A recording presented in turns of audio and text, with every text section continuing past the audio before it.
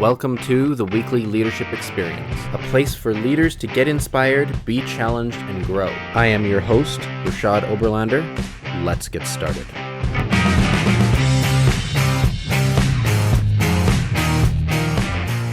Today's episode of the Weekly Leadership Experience is brought to you by my 7-day Leadership Growth Challenge. It's a free challenge that I've created, and it's delivered by email over the course of 7 days. I've created 7 compelling questions to challenge various aspects of your leadership, the way you lead, and why you lead. Go to rashadoberlander.com and scroll down until you find the 7-day leadership challenge, or look for the link in the show notes. And now, on with the show.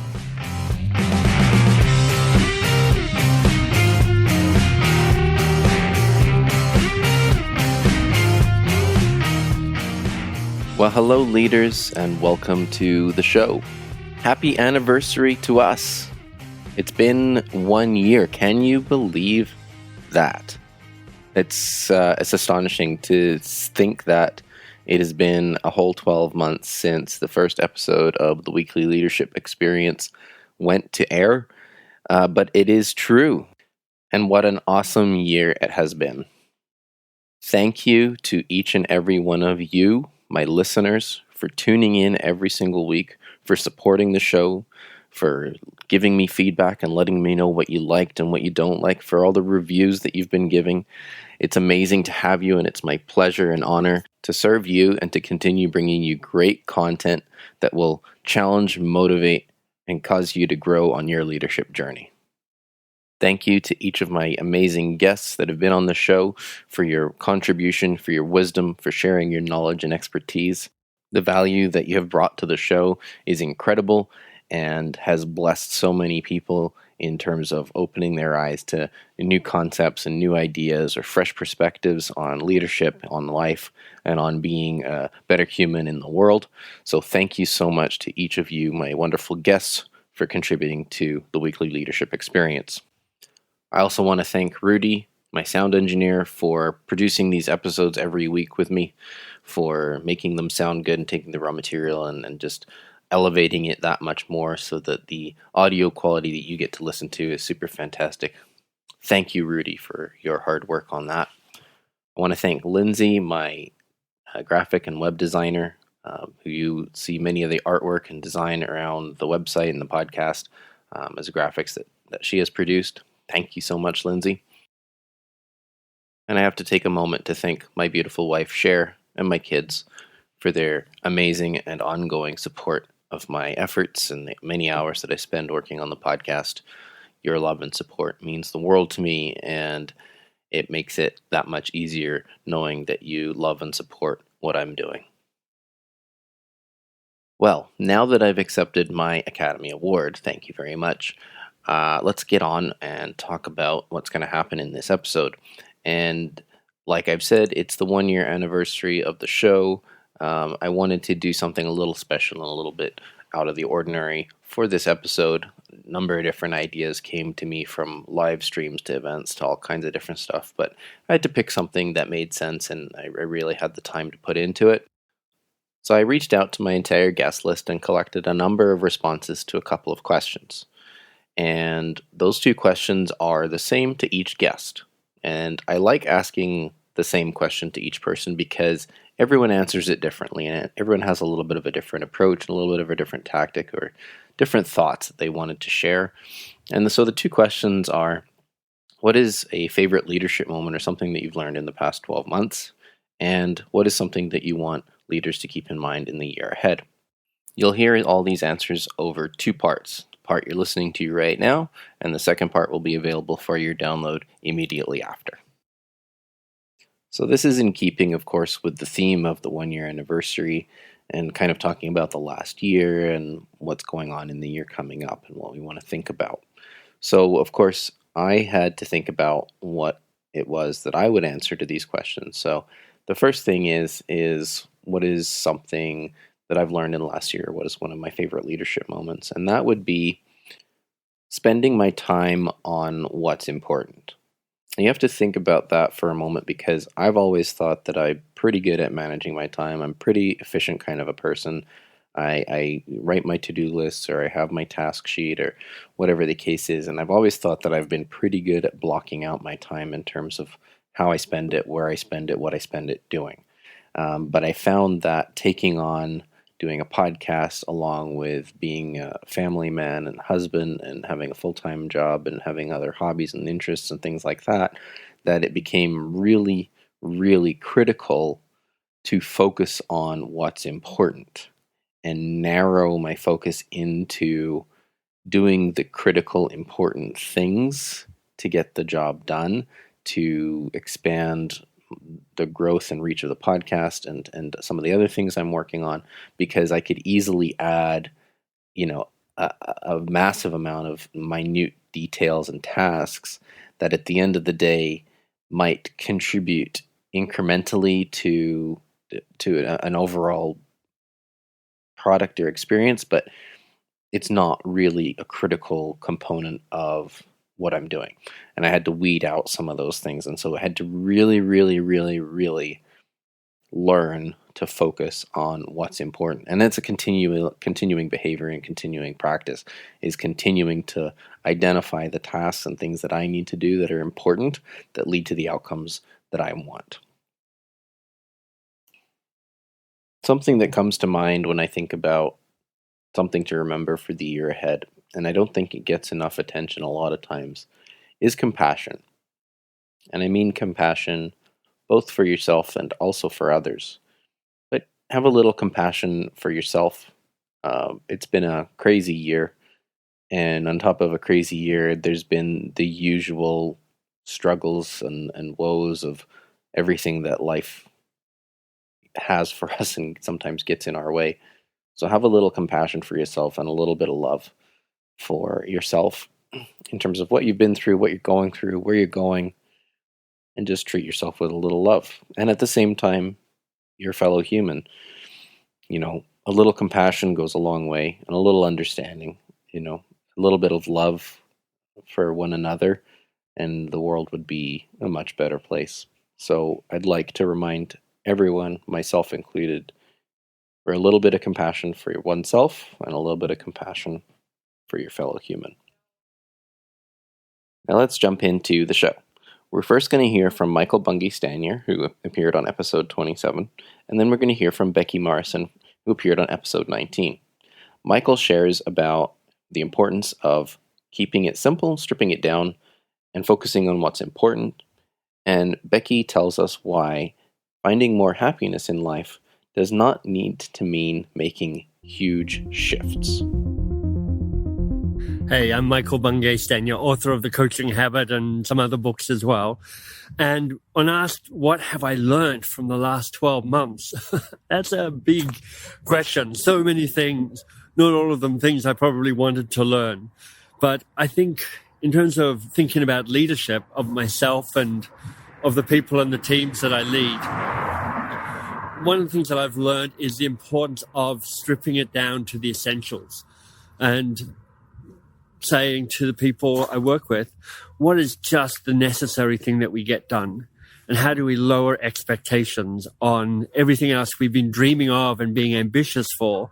And just recognize that during a pandemic where we're trying to live this different life and we have these added responsibilities, particularly if you're a woman, particularly if you're a parent, you just can't do it all. So you have to find ways to create space, and you have to be kind to yourself as you lower your expectations and your ambitions.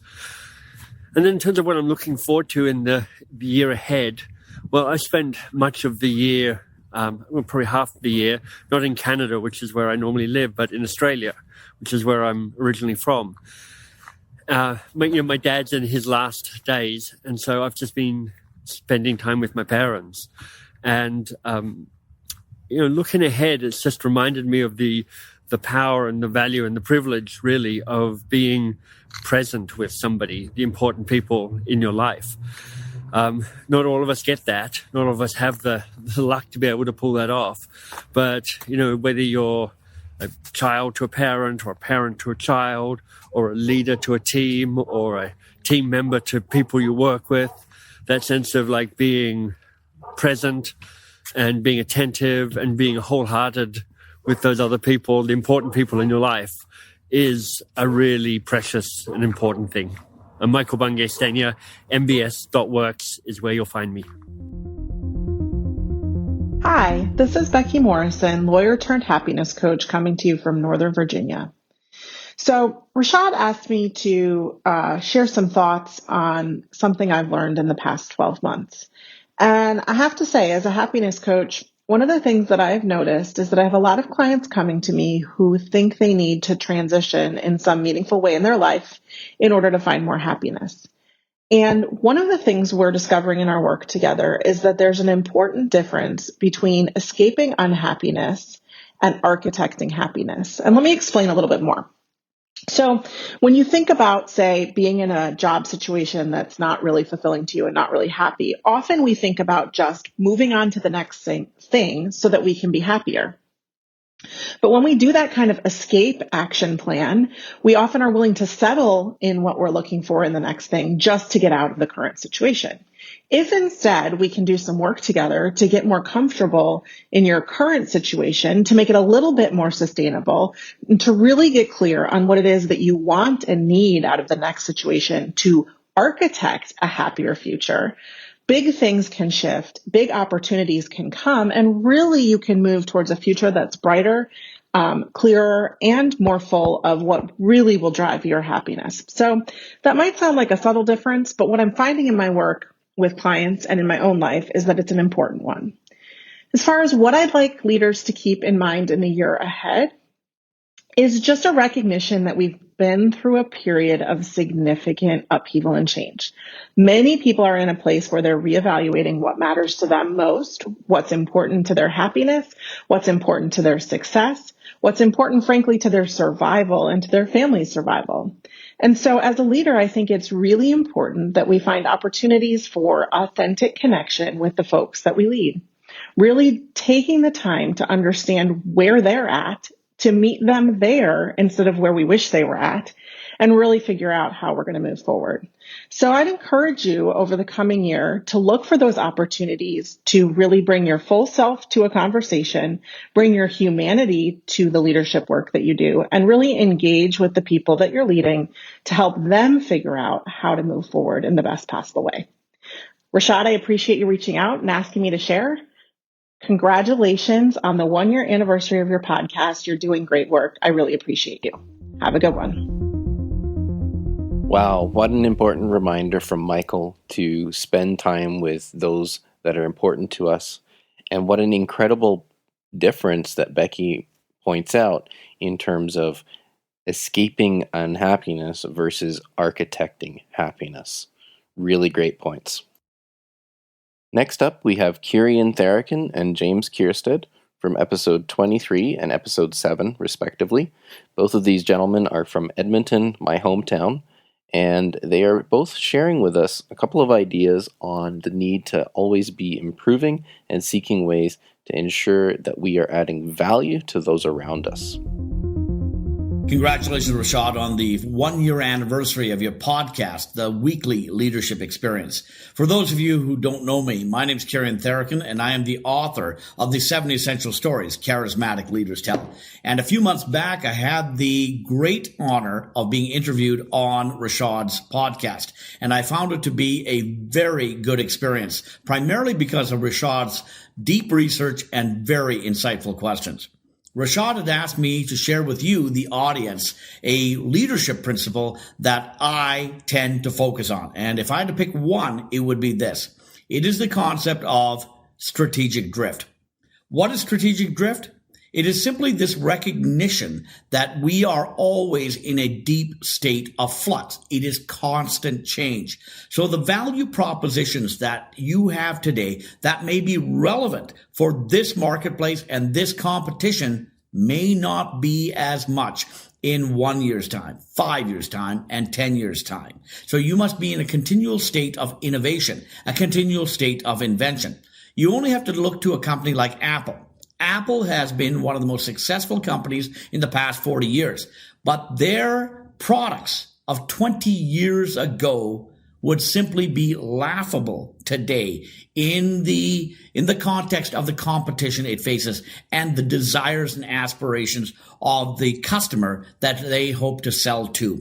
So you have to continually be innovative, continually be inventive, and recognize that this constant state of flux will not only energize marketplaces, but de-energize your current value proposition in the process. So we must continually be in a state of experimentation. At least 5% of your offering should be in an experiment as you continually look to improve the alignment of your current value proposition for the future aspirations of your customer and markets.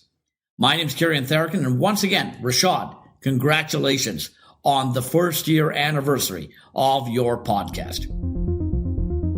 Hey, Rashad, it's James Keirstead, president of 11 Electronics, an electronics manufacturer located in Edmonton, Alberta. At 11, our mission is to make homes more affordable to build, purchase, and operate with smart controls. It's hard to believe that your weekly leadership experience podcast is a year old.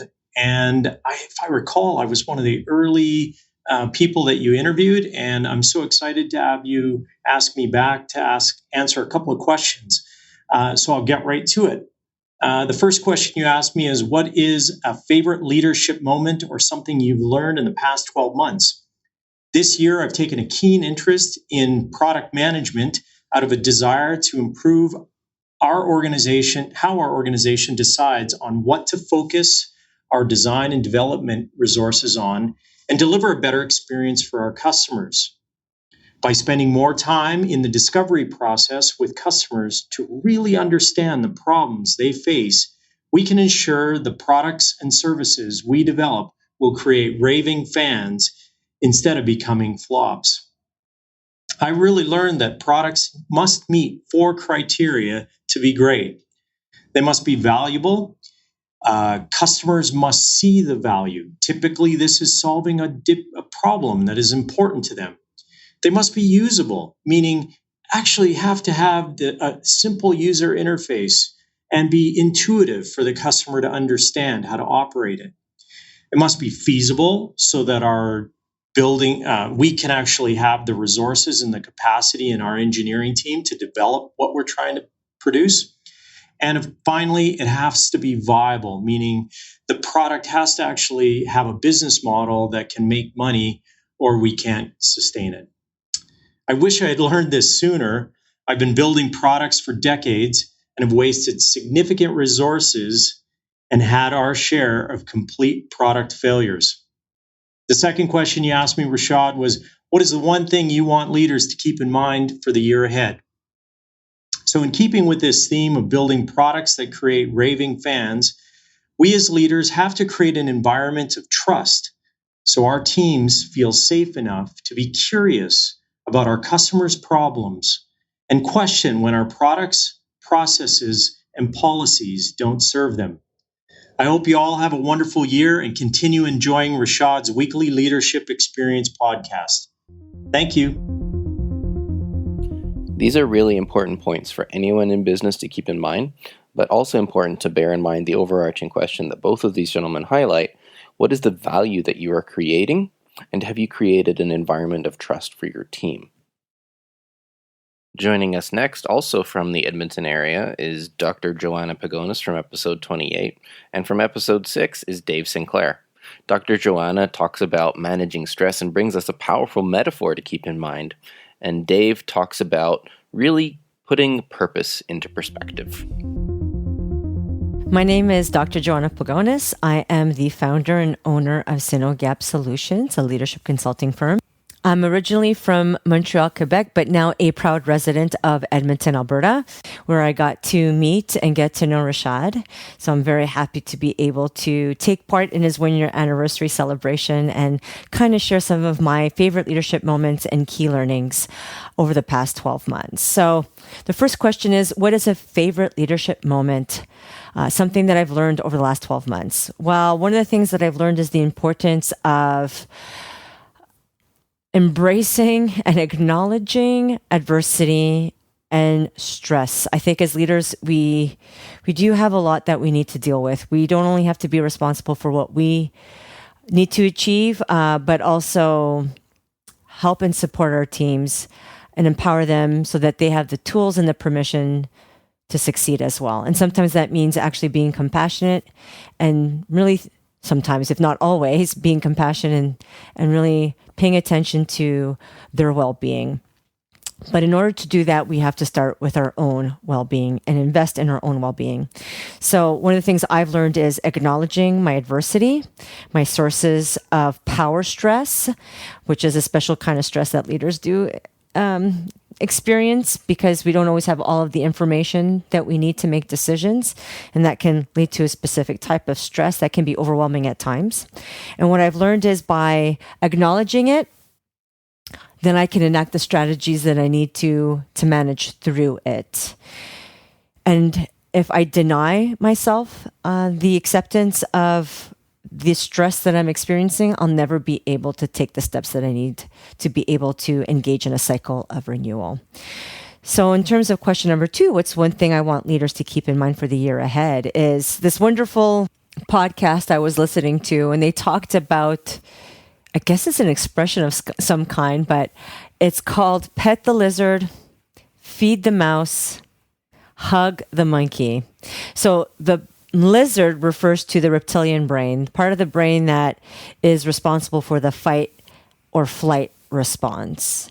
And what we need to do is recognize the stress that we're experiencing so that our body can cycle through the stress response, I guess, as quickly as it can. And you can't do that if you deny the stress. So acknowledge the stress, acknowledge the fact that you're going through a stress response, and then feed the mouse, which is about engaging in some kind of a strategy that can help you cycle through the stress response so that you can then engage in a cycle of calm or renewal. An example could be practicing a breathing technique or initiating a breathing technique of some kind to help reduce the heart rate. The last thing is about the monkey, hug the monkey, which is about the interpersonal connections we have with others, the trusting relationships we have with others, the people that we can connect to, that we can share our adversities with, that can show us compassion and empathy.